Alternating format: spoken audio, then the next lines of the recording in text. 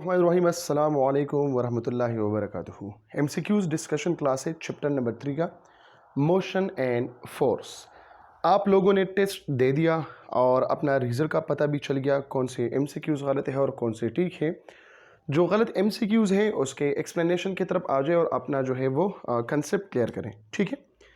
First number MCQ है, if r and y are two position vectors then the displacement will be r plus y, r minus Y, R Y और R square plus Y square. असल में displacement क्या होता है ये तो आप लोगों ने पढ़ा है। The shortest distance is known as displacement, ठीक है। लेकिन असल में हम कहते हैं कि the difference between two position vectors is known as displacement, ठीक है।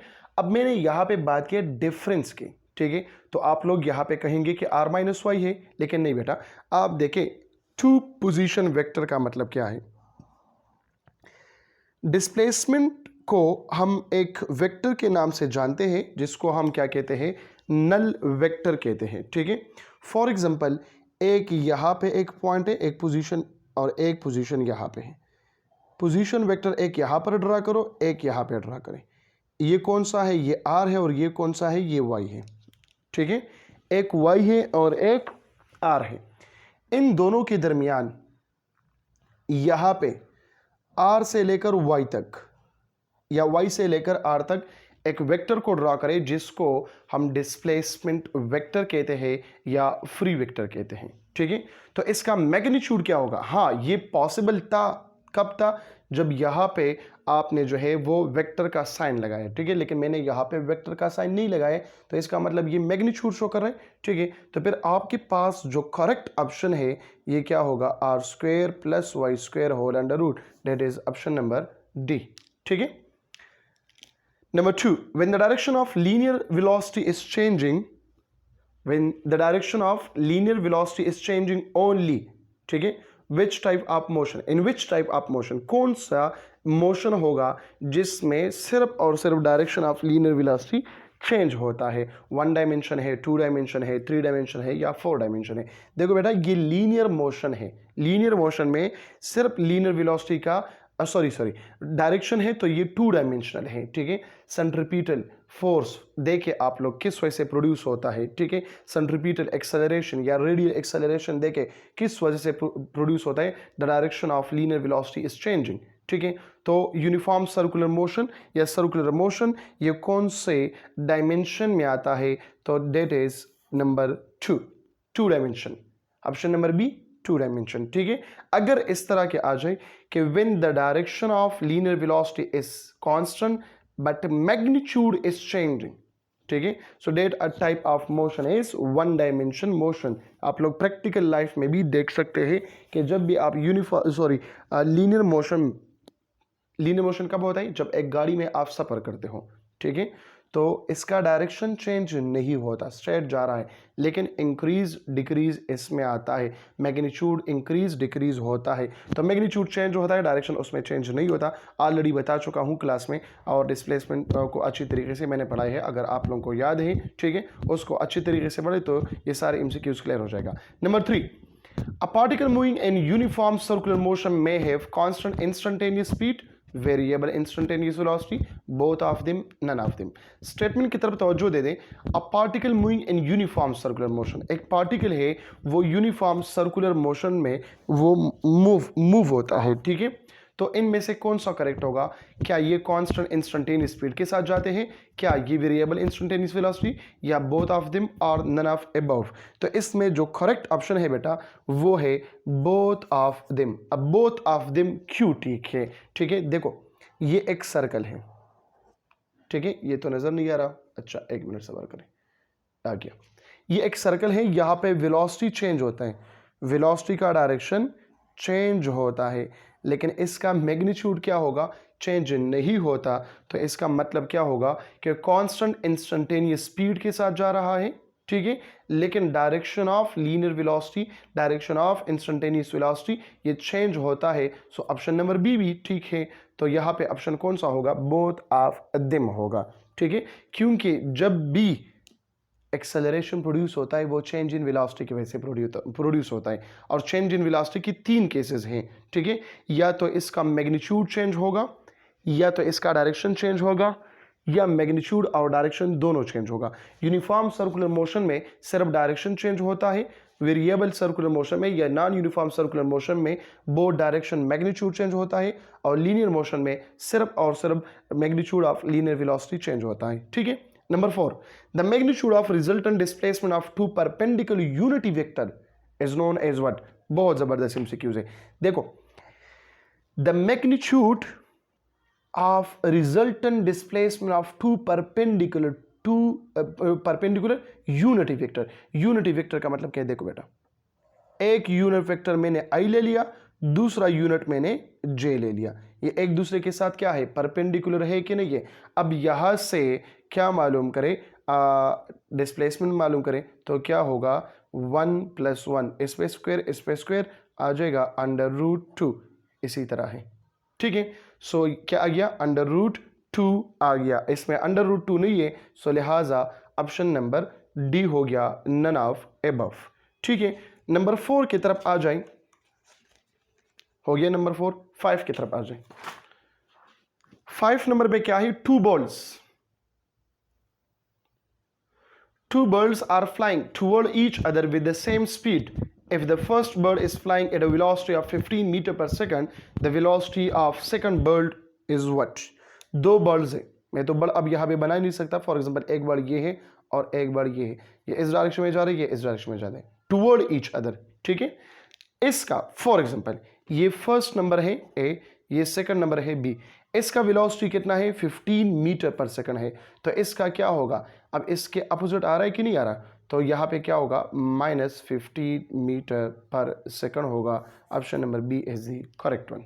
Number 6, when a force F is equal to 4 Newton acting on an object toward north। Force है 4 न्यूटन है, वो एक ऑब्जेक्ट पे हम लगाते हैं, ठीक है, toward north.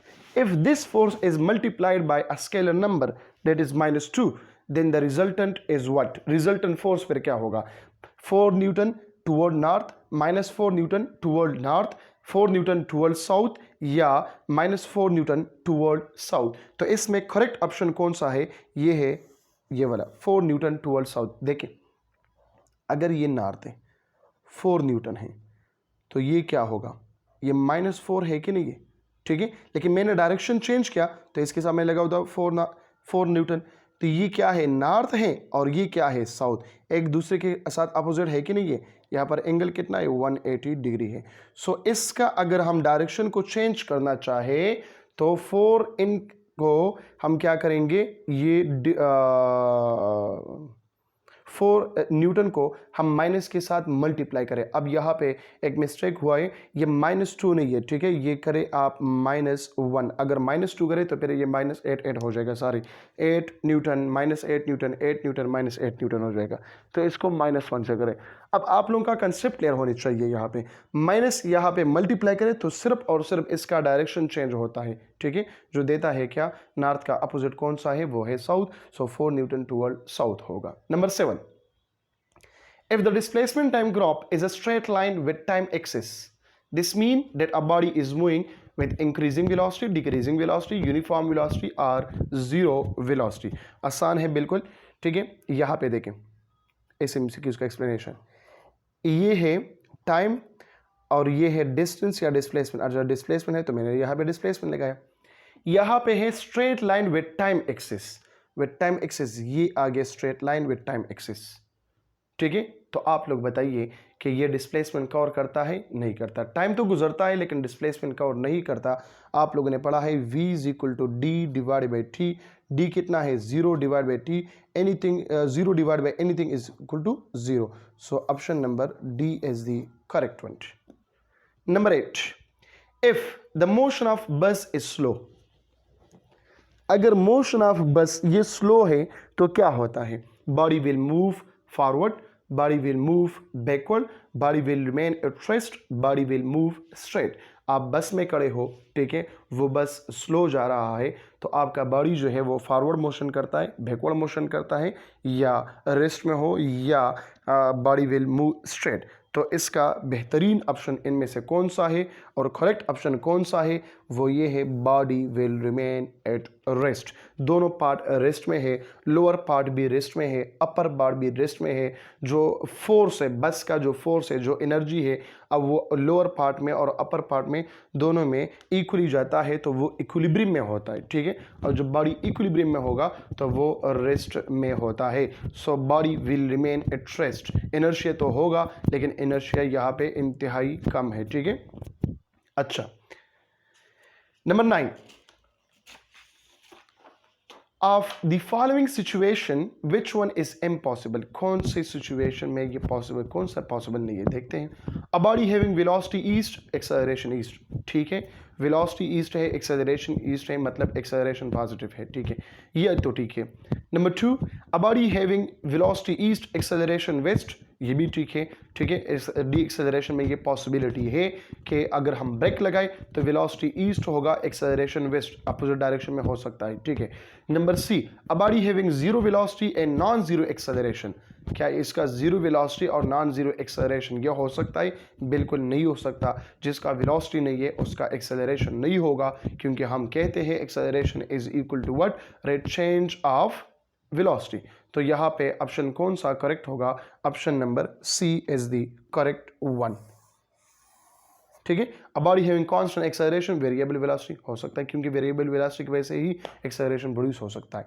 Number 10, a projectile is projected with velocity vi at a certain angle has a range equal to r if the projection velocity is double for the same angle as initially, then the percentage change in the range of। अच्छा बेटा, एक बात जहन में याद रखें, अब projectile में इतने एमसीक्यूज नहीं है, सिर्फ एक एमसीक्यूज मैंने इसे टेस्ट में डाला है। प्रोजेक्टाइल और कोलिजन पे एक अलग सा टेस्ट होगा, उसमें तकरीबन 20 to 25 क्वेश्चन उसमें होंगे, ठीक है। लेकिन ये एक एमसीक्यू है, चलो डिस्कस करते हैं। आप लोगों को पता है रेंज बराबर है vi² divided by 2g into sine 2θ, मतलब रेंज ये डायरेक्टली प्रोपोर्शनल है v² के साथ, ठीक है।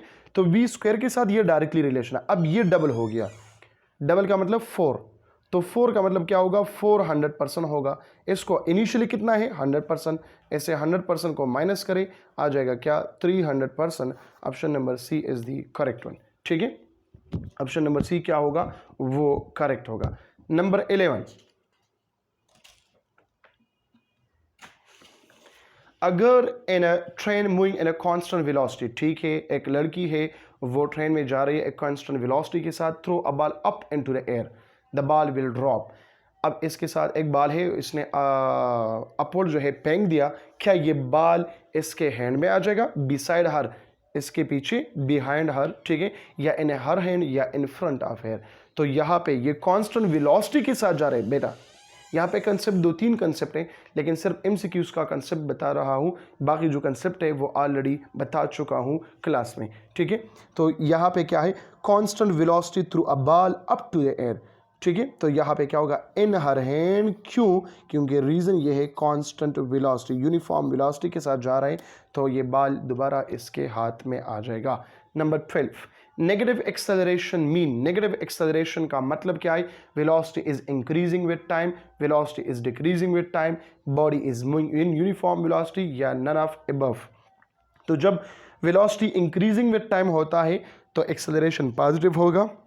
जब वेलोसिटी डिक्रीज होता है विद टाइम के साथ, ठीक है, ये टाइम है, तो फिर क्या होगा? डी एक्सेलरेशन होता है या नेगेटिव एक्सेलरेशन होता है, ठीक है। Number 13, the ratio of displacement along diameter and total distance along a circle। जबरदस्त सिंपल क्वेश्चन है बेटा। ये सर्कल है, डायमीटर पे आपके पास डिस्प्लेसमेंट होगा 2r और टोटल डिस्टेंस कितना है? 2πr है। तो देखें, displacement is equal to distance. Displacement कितना है? 2r है। डिस्टेंस कितना है? 2πr है। r के साथ खत्म, 2 के साथ खत्म, यहाँ पे आ गया 1 इज इक्वल टू पाई। अब डिस्प्लेसमेंट डिवाइड बाई डिस्टेंस मालूम करना है। Sorry, this is displacement divide by distance. ये हो गया क्या? Ratio of displacement along a diameter and total distance along a circle. So ये होगा 1:पाई आ जाएगा। Option number D is the correct one, ठीक है। Number 14, when a bus suddenly start, which part of the body comes in motion? Lower part of a body, upper part of a body, body is at rest, information is incomplete. एक बस है वो suddenly start होता है, तो आपका जो body है, अपने आप को कंसिडर करो जो सुन रही है, ठीक है, अपने आप को कंसिडर करें। अब आपका जो बॉडी है तो कौन सा पार्ट मोशन में आ जाता है? शाबाश, बस स्टार्ट सडनली। आप लोगों ने गलत किया है, ठीक है, मेजॉरिटी ने ये क्वेश्चन गलत किया है। उसमें आप लोगों ने करेक्ट किया है कि अपर पार्ट मोशन में आता है, क्योंकि आप लोग जर्क कहते हैं पीछे, ठीक है, लेकिन असल में ये है example of inertia of rest. और इनर्शिया ऑफ रेस्ट वो क्या होता है कि लोअर पार्ट ऑफ बॉडी ये मोशन में आता है, lower part of body motion में आता है और अपर पार्ट ऑफ बॉडी ये रेस्ट में होता है, ठीक है। तो जो लोअर पार्ट ऑफ बॉडी है तो ये आगे की तरफ मूव होता है, तो आपका जो अपर पार्ट है ये तो स्टैंड नहीं कर सकता उस पर, तो ये बैकवर्ड डायरेक्शन में जाता है, ठीक है। ये बैकवर्ड डायरेक्शन में किस वजह से जाता है? ये लोअर पार्ट की वजह से जाता है। So this is the example of inertia of rest. 14 MCQs हो गई। नंबर 15,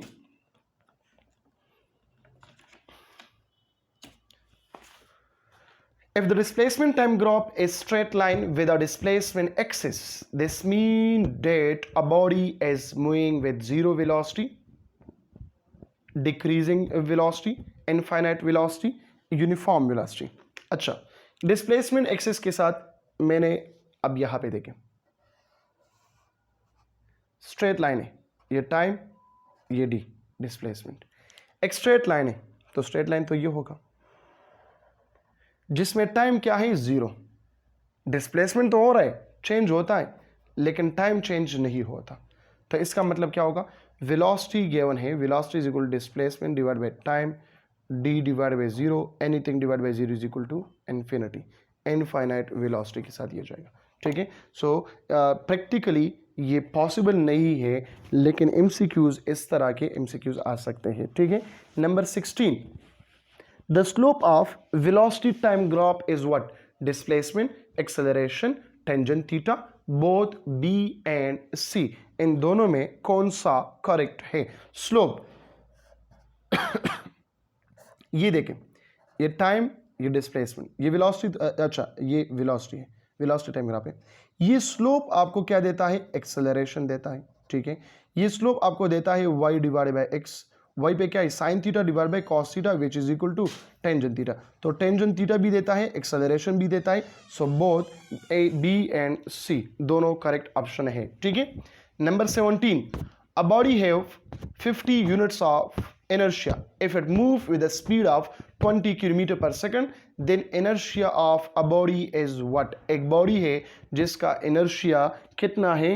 वो है 50 यूनिट्स। अगर ये 20 किलोमीटर पर आवर के साथ ये मूव हो जाए तो इसका इनर्शिया क्या होगा? ज़्यादा होगा या कम होगा? इनर्शिया डिपेंड करता है मास पे, स्पीड और वेलोसिटी पे डिपेंड नहीं करता। तो लिहाजा जब एक बॉडी मोशन में आता है तो इसका मास कांस्टेंट होता है, मास में फ़र्क नहीं आता। जब मास में फ़र्क नहीं आता तो इनर्शिया में भी फ़र्क नहीं आता। इनर्शिया कितना होगा? 50 यूनिट होगा, ठीक है। Number 18, if two objects of two different masses having same momentum, lighter body is what?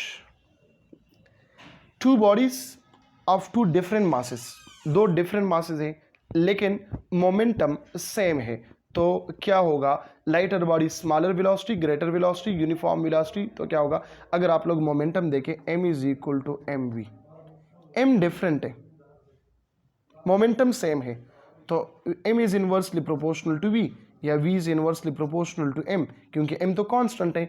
तो लाइटर ऑब्जेक्ट है, लाइटर मास है, इसका वेलोसिटी क्या होगा? ज़्यादा होगा, ठीक है। और अगर हायर है तो फिर इसका क्या होगा? इसका वेलोसिटी कम होगा। तो यहाँ पे लाइटर बॉडी है तो लाइटर बॉडी का वेलोसिटी होगा ग्रेटर वेलोसिटी होगा, ठीक है। नंबर 19, लास्ट 2 MCQs है। The dust particle in a carpet falls off when it is beaten with a stick. It is the example of, देखो आप लोग जिधर बैठे हैं, कारपेट पे बैठे हैं, ठीक है, या चारपाई में बैठे हैं, लेकिन आप लोगों के रूम में कारपेट है, माशाल्लाह सफाई तो आप लोग करते नहीं है। एक स्टिक उठाएं और वहाँ पे क्या करें? कारपेट पे मारे तो इसके डस्ट पार्टिकल वो ऊपर आ जाते हैं। ये किसके वजह से? कौन सा इनर्शिया है? इनर्शिया ऑफ मोशन है, इनर्शिया ऑफ रेस्ट है, इनर्शिया ऑफ डायरेक्शन है, या ऑल ऑफ अबव है? It is the example of inertia of rest, क्योंकि वो रेस्ट में है, आपने उसको मोशन में लाया। ठीक है, ऑलरेडी क्लास में भी बता चुका हूँ।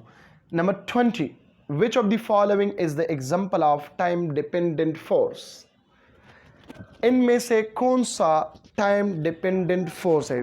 क्योंकि 3-4 किस्म के फोर्सेस है, टाइम डिपेंडेंट है, पोजीशन डिपेंडेंट है, ठीक है, वेलोसिटी डिपेंडेंट है। अब यहाँ पे टाइम डिपेंडेंट की बात कर रहा हूँ, तो ये दोनों तो पोजीशन डिपेंडेंट है। Gravitational and force, drag force, it is the example of velocity dependent force, तो लिहाजा इम्पल्सिव फोर्स है, क्योंकि इम्पल्सिव फोर्स आप लोग लिखते हैं F is equal to del P divided by del T, ठीक है, या del P is equal to F multiply by delta T, या impulse J is equal to F multiply by delta T. So impulse is the example of time dependent force. ठीक है, तो ये 20 MCQs है, 21 minute में मैंने discuss किया। इंशाल्लाह नेक्स्ट जो टेस्ट होगा वो होगा कोलिजन एंड प्रोजेक्टाइल मोशन में होगा, और ये टेस्ट होगा मंडे को इंशाल्लाह। अपना बहुत सारा ख्याल रखें। Thank you so much. अल्लाह हाफिज़।